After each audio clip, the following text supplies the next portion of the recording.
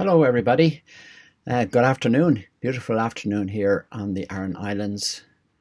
I want to talk to you today about the mysticism of serendipity and coincidence that you might experience in your life.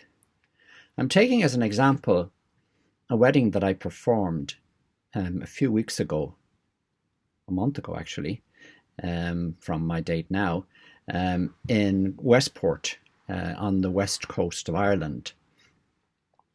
When I got there, it was a very stormy day, and it had been snowing actually.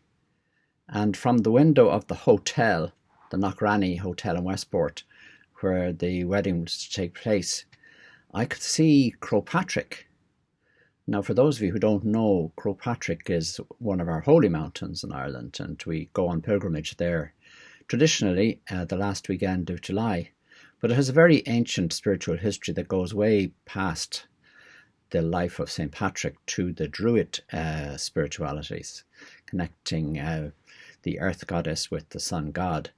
I won't go into that here, but just to say that as I looked out the window of the wedding venue on that particular day of the wedding, the mountain was covered in snow from top to bottom. You'd often see the tops of mountains covered in snow in Ireland when it's been a cold, wintry day, but very rare do you see the whole mountain covered in snow, and I've never ever seen the whole mountain of Crowpatrick covered in snow. That particular day, there was a red alert storm warning, and it was a very stormy day, with the result that I had to leave here on the Aran Islands the day before to make sure that I'd get to the wedding, because there probably was going to be no boats on the day of the storm. That turned out to be the case. And as I headed up towards Westport on the morning of the wedding, I was quite worried, because it's very, very stormy, that there'd be floods on the road, or that there'd be a tree blocking my path, and that I'd be late getting there. But as it turned out, I got there in plenty of time. So the ceremony started in the early afternoon, and the groom had come to me just before the ceremony began, and he said, we've chosen a particular reading to be read at the ceremony, and it's called Amergon's Invocation. Would that be okay? And I said, of course, that'd be fine. That'd be lovely. So that was read during the course of the ceremony. So when the ceremony opened, I addressed all the guests. There were people from Ireland, of course, and there were also actually people from Greece, because the groom getting married was from Greece. And I mentioned, looking out the window, we could see Crowpatrick from where we were, and we could see it was covered in snow. And I explained how it was represented the goddess of the land before the idea of Patrick came in at all, and she used to be called Cruachan Alia. And I said, look at it there, she has clothed herself in white from top to toe in solidarity with the bride. Isn't that lovely? So everybody smiled and saw the coincidence of it, and thought it was a nice thought, all right. And then we went on and read Amergon's Invocation. And because the sort of person I am, I explained that Amergon's Invocation was actually one of the earliest pieces of poetry we have in Ireland, and that it was proclaimed from the top of a masthead out on a boat on a stormy sea. And the person who proclaimed it was Amergon, who was the chief druid and poet of the Celtic Milesians, who were the people who had come up from the Iberian Peninsula to, if you like, to invade Ireland. In order to do so, they had to, of course, defeat the Tuatha Dé Danann, who were a very mystical, magical people who lived on the land of Ireland. And they had put the Milesian boats out to sea, told them to go out to sea and wait until they got the signal. They were told to go out past the ninth wave and wait there until they got the signal. This is all very, very mannerly way to conduct a war. And of course, when the boats went out beyond the ninth wave, the Tuatha Dé Danann then stirred up a magical storm, and the boats began to sink. And I think Amergon, the chief druid, got a whiff of what magic was being performed here, so he decided he'd counter it with his own magic.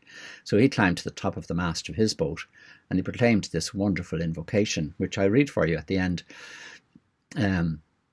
And that calmed the sea, calmed the storm, calmed the sea, calmed everything. And the surviving Celts got ashore, did battle with the Tuatha Dé Danann, won the battle, and so they have lived on the land ever since. And I suppose I'm a Celt as a result of that. So that's the way things happen. They're the way we hold on to our legends, whether they're true historically or not. I don't know. But you see, that was a poem proclaimed by Amergin to calm a storm. And outside was Storm Eunice. Outside the hotel where we were having the wedding was Storm Eunice, raging. But after the wedding ceremony came to an end, we noticed, because some of the people went outside for photographs, that the storm had eased considerably. So maybe the poem again was the instrument for calming the storm. Who knows? These are the sort of coincidences that can happen in our lives, and that's what I want to reflect on there were a few words that I have to say to you today. Of course, we can just dismiss them as coincidences and leave it at that. But I have noticed over the course of my life that it's at particularly moments of intensity or concentrated human energy that these sort of magical moments will happen or can happen. I'm not saying they always do, but I've seen them regularly happen at weddings. They could also happen around the death of someone. If you're present for the death, something magical might happen around that time, or shortly after the death, or at the funeral, or also maybe at the birth of a child. You can have something magical happen that you might notice and want to remember, for years afterwards. And just to say that, you might be dismissive of this, but these sort of stories actually are told in the Bible as well. You find plenty of them, and also in the stories of particularly the Irish saints, but I think of all saints, but particularly the Irish saints, you hear stories like that. So, for example, there's the story of Moses in the desert with all his people wandering, not knowing quite sure where they were heading, except that they noticed that there was a pillar of cloud that they could see during the day and a pillar of fire that they could see during the night, and that guided their direction. Now that probably was an erupting volcano, but even if it was, it happened exactly at the right time for those people to be guided by it and to find out where they were heading. Another story, of course, is the star that appeared in the sky over Bethlehem at the birth of Jesus. Now again, you can't dismiss that, but occasionally comets in the sky do appear, and they can appear to be over your house or somebody's house, and it's quite possible. In fact, some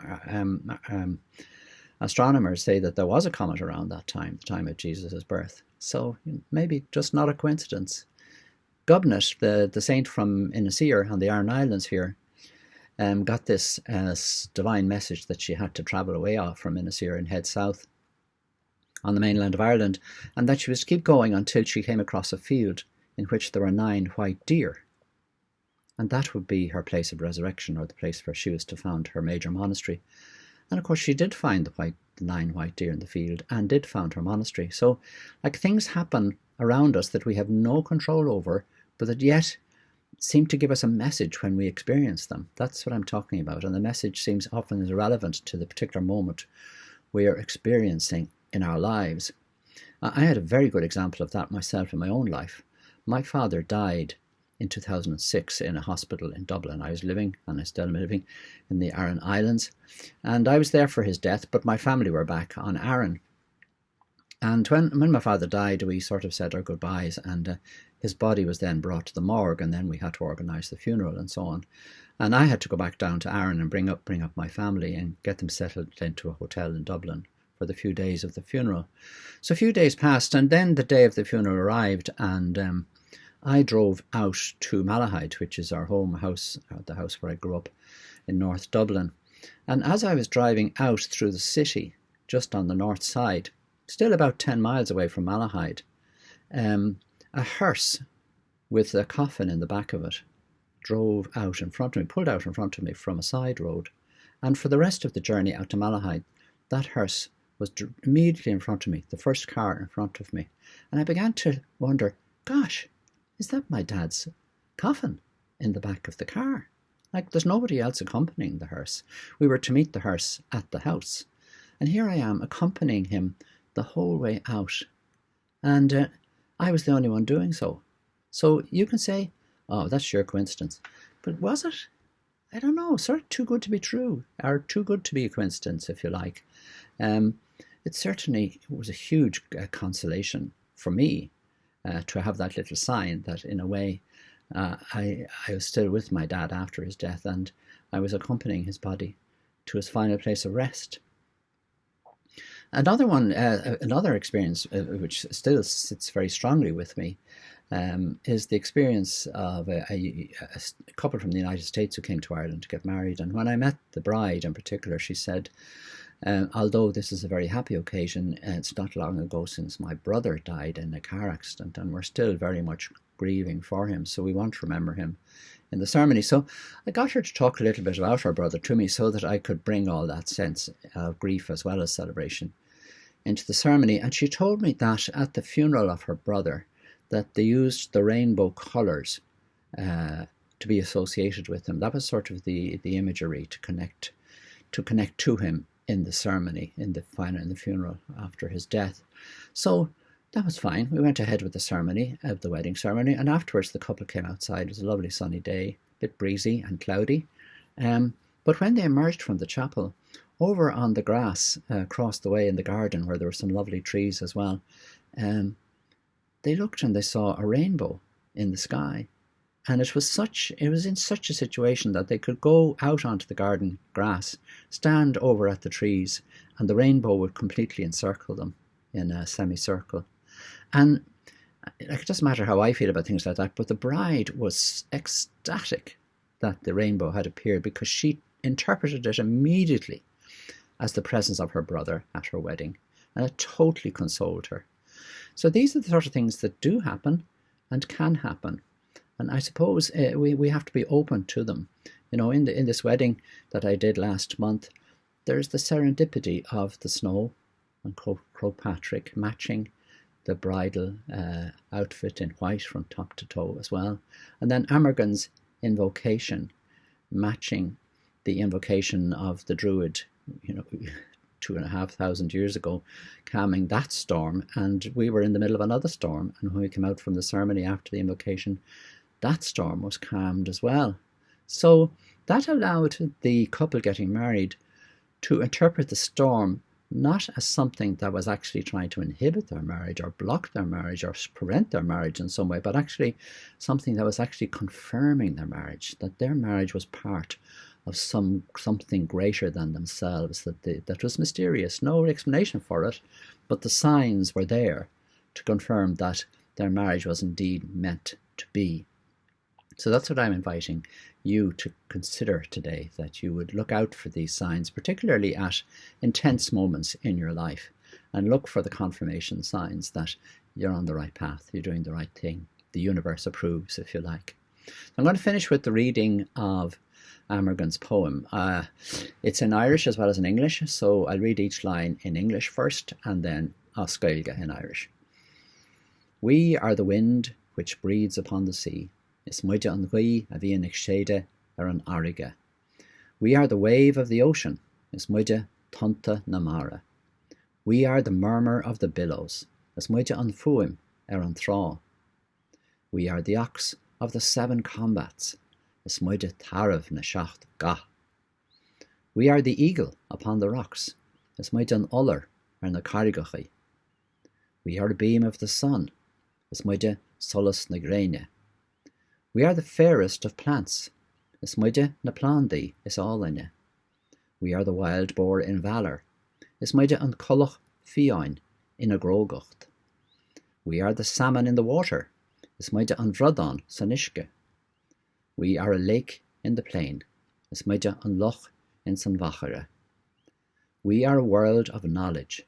Is muide an dán ólis. We are the point of the lance of battle. Is muide an pointe de claiv na caha. We are the God who created the fire in the head. Is muide an dia na chroig an tinne in san phliggin. So thank you for listening, and we'll talk again soon. Bye bye.